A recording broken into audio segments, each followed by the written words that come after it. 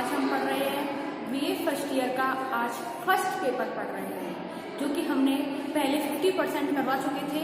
आज हम जो हमारी सेकंड बुक थी वो कंप्लीट हो चुकी है हमारी, और आज हम देख रहे हैं अपना फर्स्ट बुक का जो हमारा जो 50% रह गया था कोर्स, आज हम उसमें देख रहे हैं। उसके अंतर्गत हमारा चैप्टर आता है सामाजिक प्रतिमान, मानदंड तथा मूल्य। तो इसमें सबसे पहले हम देखेंगे कि सामाजिक प्रतिमान क्या होते हैं। तो स्टूडेंट्स आपको बता दें कि सामाजिक प्रतिमान वे नियम, वे कानून होते हैं जो कि व्यक्ति को समाज के विरुद्ध कार्य करने के लिए रोकते हैं, उसको बाधित करते हैं कि कोई भी ऐसा कार्य ना करें जो कि समाज के विरुद्ध हो। हम ऐसा आचरण करें, ऐसा कार्य करें जिसमें कि जो कि समाज के अनुकूल हो, जो कि समाज के हित में हो। तो स्टूडेंट्स सबसे पहले हम अपनी वीडियो स्टार्ट करने से पहले हम देखते हैं कि सामाजिक प्रतिमान होता क्या है। तो उसमें हम देखेंगे समाज में आचरण करने के नियम ही सामाजिक प्रतिमान कहलाते हैं। ये इसकी शॉर्ट परिभाषा है। हम इसको समझने के लिए कह सकते हैं कि समाज में जो हम आचरण करते हैं, जो आचरण करने के जो नियम होते हैं, कानून होते हैं, वही सामाजिक प्रतिमान कहलाते हैं। इसमें दूसरी परिभाषा आती है कि सामाजिक प्रतिमान समाज में व्यवहार करने के वे निश्चित एवं प्रमाणित तरीके हैं जो समाज द्वारा स्वीकृत होते हैं और हमारे जीवन के हर क्षेत्र में विद्यमान होते हैं।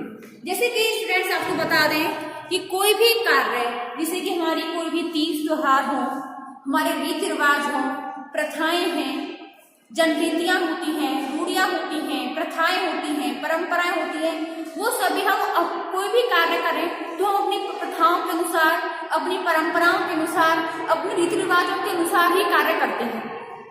तो वो कार्य करना ही सामाजिक प्रतिमान कहलाता है, क्योंकि हम जो कार्य करते हैं अपने रीति रिवाज के हिसाब से करते हैं। तो रीति रिवाज जो है अपने समाज के अनुसार कार्य करने के लिए हमको प्रेरणा देती है, तो वही हमारे सामाजिक प्रतिमान होते हैं जो कि समाज के हिसाब से कार्य करने के लिए प्रेरित करते हैं। तो सामाजिक प्रतिमान कौन कौन से होते हैं, सामाजिक प्रतिमान का वर्गीकरण कैसे किया गया है। सबसे पहले जैसे जनरीतियां हैं, रूढ़ियां हैं, प्रथाएं हैं, परंपराएं हैं, नैतिकता का धर्म है, कानून, संस्थाएं, परिपाटी, शिष्टाचार, फैशन व धुन, ये सभी क्या होते हैं, हमारे सामाजिक प्रतिमान होते हैं जिनके अनुसार व्यक्ति कार्य करता है और समाज में उन्हीं के अनुसार आचरण करता है और कार्य करता है। तो सामाजिक प्रतिमान को सामाजिक मानदंड या आदर्श नियम भी कह सकते हैं, क्योंकि ये सामाजिक संबंधों को नियमित करते हैं और समाज की व्यवस्था को स्थापित प्रदान करते हैं। सामाजिक प्रतिमानों के आधार पर हम किसी मानवीय व्यवहार को उचित या अनुचित नहीं ठहरा सकते हैं। मानव के मूल रूप में वे सभी प्रवृत्तियां पाई जाती हैं जो पशुओं में भी होती हैं, परंतु पशुओं का व्यवहार केवल शारीरिक आवश्यकताओं से प्रभावित होता है, जबकि मानव का व्यवहार शारीरिक और सांस्कृतिक व्यवहार द्वारा प्रकट होता है।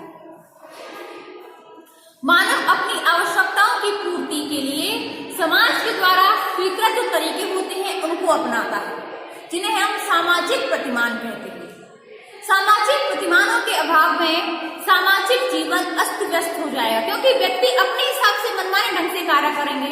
और अगर सामाजिक प्रतिमान होगा तो व्यक्ति कोई भी कार्य करने के लिए समाज के हिसाब से, समाज के नियम कानूनों के हिसाब से कार्य करने लगेंगे। और अगर समाज के कोई प्रतिमान नहीं होगा तो व्यक्ति अपने मनमाने ढंग से कार्य करने लगेंगे और समाज की व्यवस्था भंग हो जाएगी। तो सामाजिक जीवन को व्यवस्थित बनाए रखने के लिए व्यक्ति अनेक प्रथाओं, रीति रिवाजों, परिपाटियों, रूढ़ियों, कानूनों, इन सभी की रचना करता है, जिन्हें हम सामाजिक प्रतिमान कहते हैं।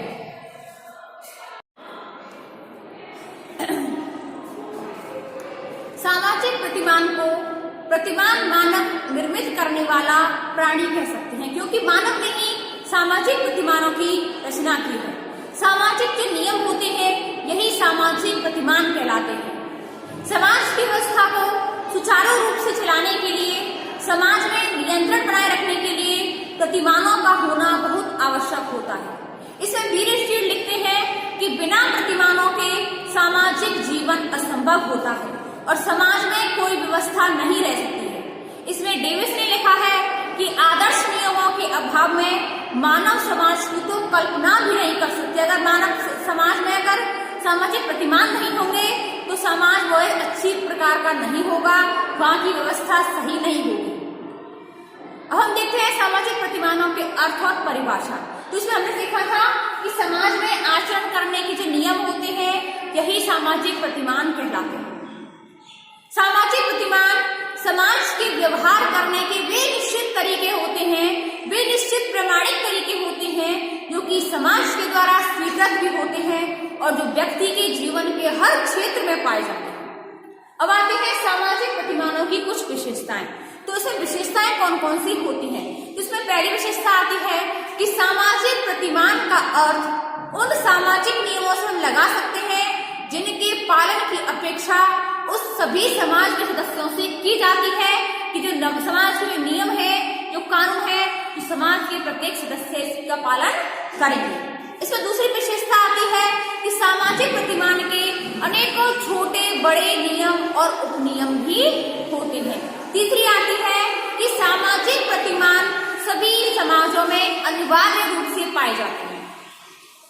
हम ऐसे मानव समाज की कल्पना नहीं कर सकते जिसमें कोई आदर्श नियम कानून नहीं हो। सभी समाजों में नियम कानून होते हैं। इसमें चौथी विशेषता आती है कि मानव समाज की आदर्श व्यवस्था बहुत वर्षों पुरानी है, करीब लाखों वर्ष पुरानी है। इसका विकास मानव समाज के एक अंग के रूप में हुआ है क्योंकि यह मौलिक समाज आवश्यकता की पूर्ति करने में सहायक होता है। इसे पांचवी विशेषता कहती है कि सामाजिक प्रतिमान भिन्न भिन्न मानव समूहों के बीच उत्पन्न होने वाले संघर्षों में सामाजिक अस्तित्व की रक्षा करते हैं। छठवीं विशेषता कहती है कि सामाजिक प्रतिमानों का महत्व सामाजिक प्रतिमानों का पालन बाह्य दबाव होने के कारण नहीं करते हैं, बल्कि इसलिए करते हैं कि हम लंबे समय से इसका पालन करते चले आ रहे हैं और इस कारण वे मानव व्यवहार के बहुत विभिन्न अंग बन चुके हैं। कोई भी परिपाटी परंपरा तोड़ना नहीं चाहते हैं। जैसे बड़े बुजुर्ग करते आ रहे हैं वैसा ही हम करेंगे और इस मानव स्वचालित रूप से मानव अपने व्यवहार में आजीवन उनका पालन करता चला जाता है। जैसे कि कोई भी अतिथि आए तो उनका आदर सत्कार करना क्यों करते हैं? क्योंकि हमारे बड़े बुजुर्ग करते आ रहे हैं। बड़ों का कहना मानना, उनका आदर सत्कार करना, उनके पैर छूना, ये सब हमारे जमाने से पहले हो तो पुराने समय से चला आ रहा है। तो इसलिए हम ये हमारे आदर्श जीवन के अंग बन चुके हैं। ऐसा हम सभी ये काम करते हैं। इसमें सातवां आता है कि सामाजिक प्रतिमान मानव का पथ प्रदर्शक का कार्य करते हैं और अपने और अन्य व्यक्तियों के बारे में निर्णयों को निर्धारित करते हैं। सामाजिक प्रतिमानों का पालन करना और उनको उल्लंघन करने पर व्यक्तित्व और समाज में बहुत सी समस्याएं उत्पन्न हो जाती हैं। सामाजिक प्रतिमान सापेक्ष होते हैं और सामाजिक प्रतिमान जो सभी व्यक्तियों अथवा सभी परिस्थितियों में सब पर समान रूप से लागू होते हैं। उनके लिए कोई अमीर, कोई गरीब, कोई उच्च, कोई निम्न कुछ नहीं होता, सभी उसके लिए बराबर होते हैं। जैसे कि प्रतिमान स्त्रियों के लिए उचित हैं, वे सदैव पुरुषों के लिए भी उचित होते हैं। सैनिकों से संबंधित प्रतिमान डॉक्टर के प्रतिमानों से अलग होते हैं। इस प्रकार से विवाह के प्रतिमान जन्म के उत्सव के समय से अलग होते हैं। सामाजिक प्रतिमान नैतिक कर्तव्यों की भावना से संबंधित होते हैं। वे यह बताते हैं कि किसी भी व्यक्ति को विद्यमान परिस्थितियों के अनुसार कुछ विशेष प्रकार के व्यवहार करने चाहिए। सामाजिक प्रतिमानों में विकल्प भी होते हैं कि उनको किस प्रकार से कार्य करना है, किस प्रकार के कार्य करने से उनको अच्छाइयां प्राप्त होंगी और किस प्रकार के कार्य करने पर उनको समाज में निंदा हो सकती है, दंड भी भुगतना पड़ सकता है। किसी एक प्रतिमान की तुलना में दूसरा कौन सा प्रतिमान चुनना चाहिए, परंतु ऐसे किसी प्रतिमान को चुनने के लिए व्यक्ति को बाध्य नहीं किया जा सकता। जैसे कि मान के चलिए किसी सभ्य समाज से यह अपेक्षा की जाती है कि व्यक्ति अपनी दाढ़ी बनवाए, परंतु यह व्यक्ति की इच्छा पर निर्भर होता है कि वह किस प्रकार की शेविंग करवाए। किसी एक का प्रयोग करने पर उसको हम दबाव नहीं कर सकते। सामाजिक प्रतिमान व्यक्ति को प्रभावित करते हैं और उससे प्रभावित भी होते हैं। सामाजिक प्रतिमान लिखित भी हो सकते हैं और अलिखित भी हो सकते हैं, जैसे कि प्रथा, परंपरा, रूढ़ियां, फैशन, धुन, ये सभी अलिखित प्रतिमान होते हैं, लेकिन कानून लिखित प्रतिमान है। सामाजिक प्रतिमान का संबंध सामाजिक उपयोगिता एवं आवश्यकताओं से होता है। आवश्यकताओं के बदलने के साथ साथ सामाजिक प्रतिमानों भी परिवर्तन आता है। समय के साथ यदि उनमें परिवर्तन नहीं होता है तो वे सामाजिक कुरीतियों और रूढ़ियों के रूप में परिवर्तित हो जाते हैं। सामाजिक प्रतिमानों का संबंध सामाजिक उपयोगिता एवं आवश्यकताओं से होता है। आवश्यकताओं के बदलने के साथ साथ सामाजिक प्रतिमानों में भी परिवर्तन हो जाता है। समय के साथ यदि उनमें परिवर्तन नहीं होता तो वे सामाजिक कुरीतियों एवं रूढ़ियों के रूप में परिवर्तित हो जाते हैं। सामाजिक प्रतिमानों का संबंध समाज की वास्तविक परिस्थितियों से होता है। जैसे यदि समाज यह प्रतिमान बना दे कि प्रत्येक व्यक्ति के पास कार होनी चाहिए, लेकिन कार खरीदने के लिए पैसे कहां से आएंगे? तो कार खरीदने के लिए पैसे और सुविधाओं के अभाव में यह प्रतिमान व्यर्थ होगा। सामाजिक प्रतिमान सामाजिक नियंत्रण के भी साधन होते हैं जो मानवीय व्यवहारों को नियंत्रित और व्यवस्थित करते हैं। ये समाज की आवश्यकताओं की पूर्ति के साधन के रूप में कार्य करते हैं।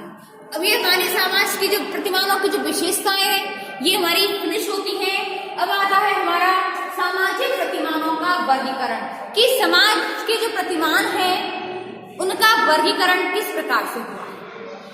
तो वीर स्टीड ने सामाजिक प्रतिमानों का वर्गीकरण किया है।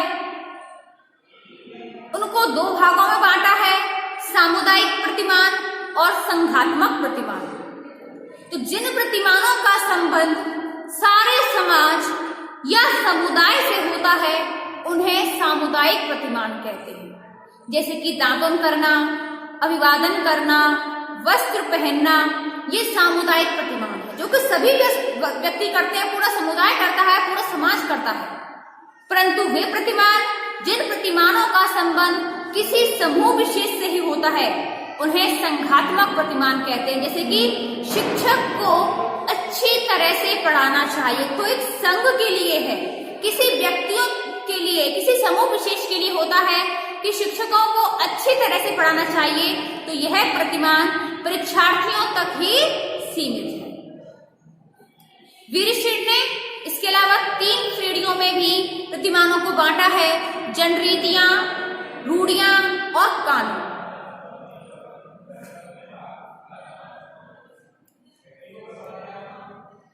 तो समाज के द्वारा जिस प्रकार के व्यवहार की अपेक्षा की जाती है उसे हम निर्धारित प्रतिमान कहते हैं। जैसे कि सड़क के बाईं ओर चलना चाहिए, ये सभी लोग करते हैं।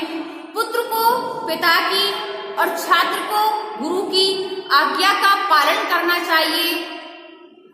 अधिमान्य प्रतिमानों के भी विकल्प होता है, जैसे कि एक की तुलना में दूसरे को अच्छा माना जाता है। जैसे माता पिता को चाहिए कि वे अपने बच्चों को शिक्षा दिलाएं। इस प्रकार के प्रतिमानों को पालन करने पर प्रशंसा की जाती है। स्वीकृत प्रतिमान ऐसे व्यवहार होते हैं जिन्हें कि हम सहन कर लेते हैं, ग्रहण कर लेते हैं। जैसे प्राध्यापकों को पढ़ाते समय छात्र चुपचाप उठकर बाहर आ जाना, किसी भाषण के दौरान खांसी आने पर हल्का सा खांस लेना, ये सब निषेधात्मक प्रतिमान है जो कि हमारे किसी व्यवहार पर रोक लगाते हैं।